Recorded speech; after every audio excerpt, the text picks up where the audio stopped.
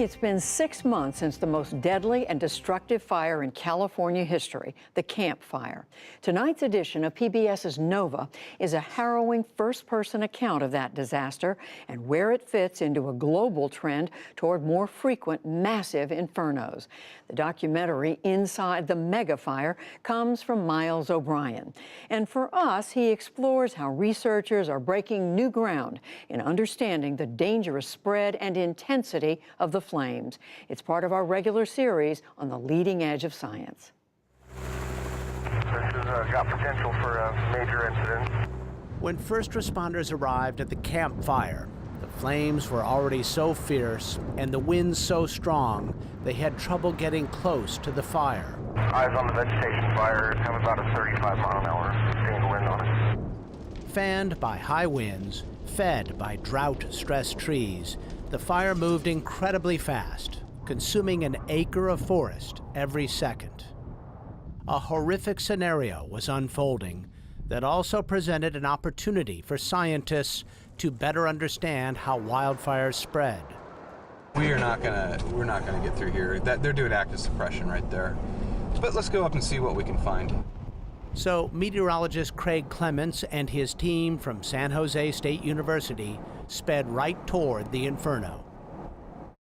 In the crosshairs, Paradise, California, a town of 26,000 nestled in the Sierra Mountains.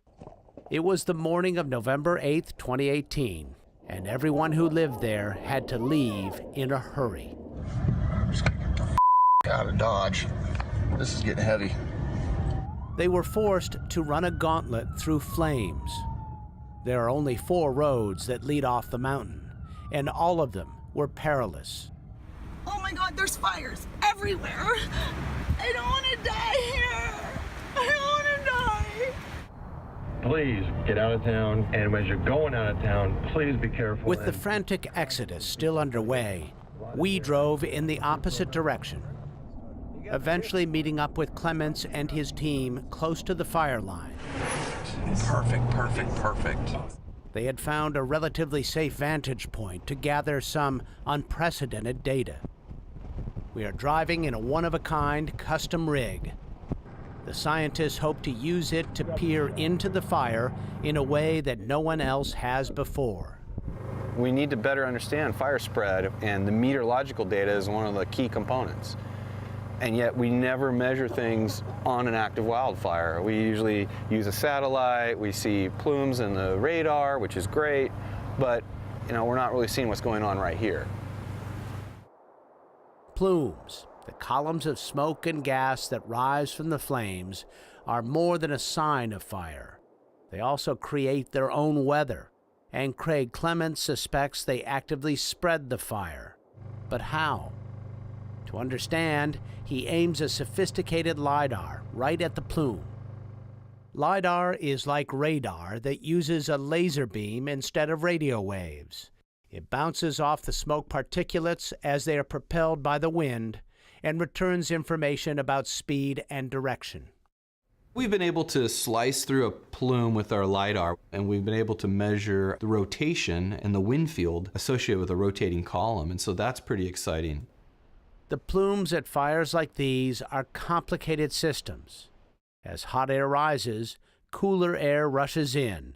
It's called fire-induced wind. We don't know how that fire-induced wind from the plume interacts with pushing the fire front. If the plume goes up, does any air or smoke come back down? And if it does come back down, can that spread the fire in different directions? It's these interactions that we call fire-atmosphere interactions, and we don't have a great handle on how they propagate fire spread.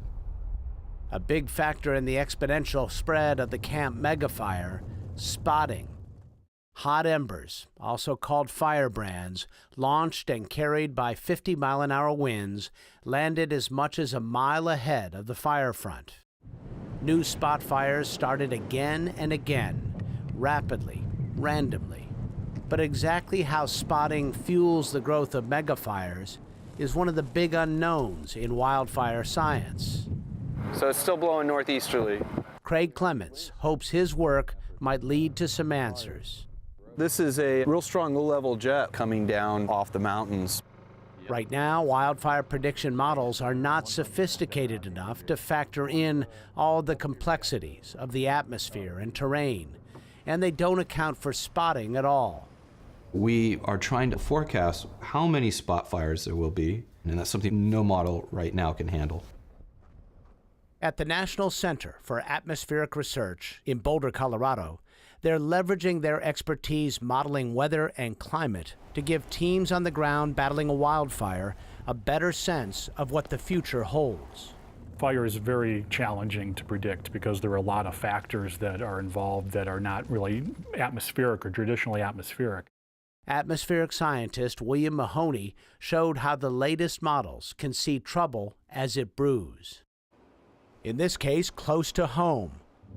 The Cold Springs fire happened 16 miles west of Boulder in the little town of Nederland in July of 2016. There was good data from this particular event in terms of how the fire progressed, the burn area boundary, and that made for really good verification data for our model, so we can then use that to fine-tune the rate of spread and the heat content and flame length information.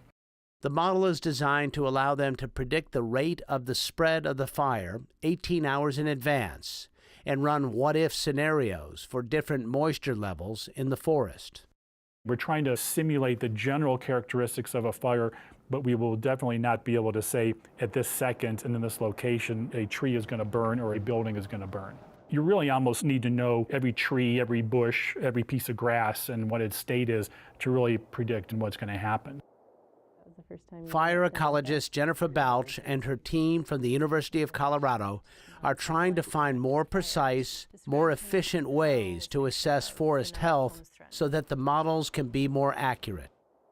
She is focused on 8 30 by 30 meter plots, many of which were heavily damaged by the Cold Springs fire. Their work begins on the ground in the traditional way. 3.8. Once the trees are precisely measured and characterized on terra firma, Balch and her team fly a drone 100 feet above each plot. The drone carries sensors that capture the same parts of the spectrum as those on board NASA satellites. By comparing these higher resolution drone scans with images from space, she hopes to find the dots and connect them.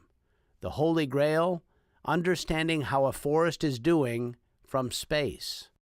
My hope is that we can actually get away from the intensive field work and use drone-based observations, airborne and satellite-based observations to understand what's going on across thousands of trees. To better understand the big picture, scientists who study wildfires need to explore them up close. On a good day, it's laborious. On a bad day, perilous. If anything happens, we got to go, and our escape route is this way. By the time it was over, the Camp Fire was the deadliest and most destructive in California history. 85 people died, nearly 19,000 structures destroyed. For scientists, the stakes justify the risk. For the PBS NewsHour, I'm Miles O'Brien in Paradise, California. Oh, that's something. There is much more in tonight's program than we could include here. NOVA's Inside the Megafire airs on most PBS stations and streams online tonight.